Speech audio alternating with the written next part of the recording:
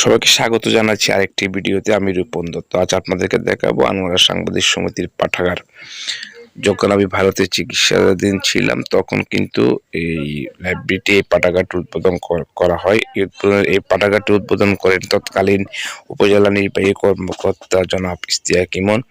এখন দেখুন আমাদের এই আনোয়ারা সাংবাদিক সমিতির অফিসটি কত সুন্দর করে সাজানো হয়েছে।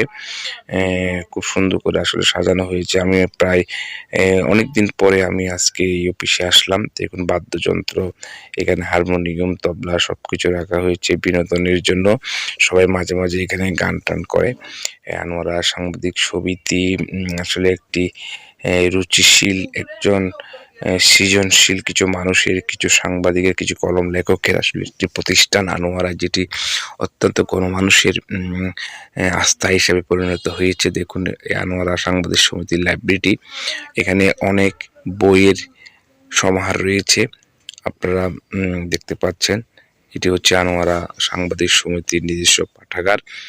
দেখুন অনেক রকমের এখানে বই রয়েছে, অনেক রকম বই এখানে রয়েছে। আসলে এটি আমার মনে হয় আনোয়ারায় সাংবাদিক জগতের এক অনন্য উদাহরণ। কারণ আনোয়ারায় যারা সাংবাদিকতা করে, যতগুলো সাংবাদিক সংগঠন আছে তার মধ্যে সবচেয়ে সৃজনশীল যে সংগঠন সেটি হচ্ছে আনোয়ারা সাংবাদিক সমিতি।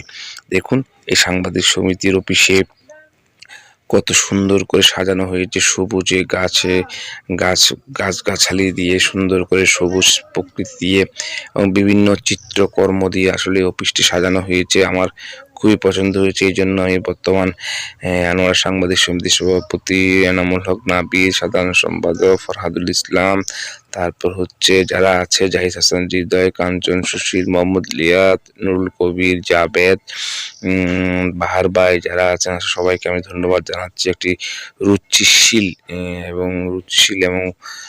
রুচিশীল একটি অফিস এখানে আসলে করেছে আনোয়ারা সাংবাদিক সমিতি। আপনি আমাদের এই সাংবাদিক সমিতির অফিসে আসলে আসলে মনটা ভরে যাবে। প্রত্যেকটা সাংবাদিক এই আনোয়ারা সাংবাদিক সমিতির সাথে যারা জড়িত আছে তারা আসলে কতটা সৃজনশীল, তারা আসলে কতটা আধুনিক, কতটা প্রকৃতিপ্রেমী এখানে আসলে আসলে বুঝতে পারবেন। তো আমি অনেক দিন পর আসলে আজকে এসেছি।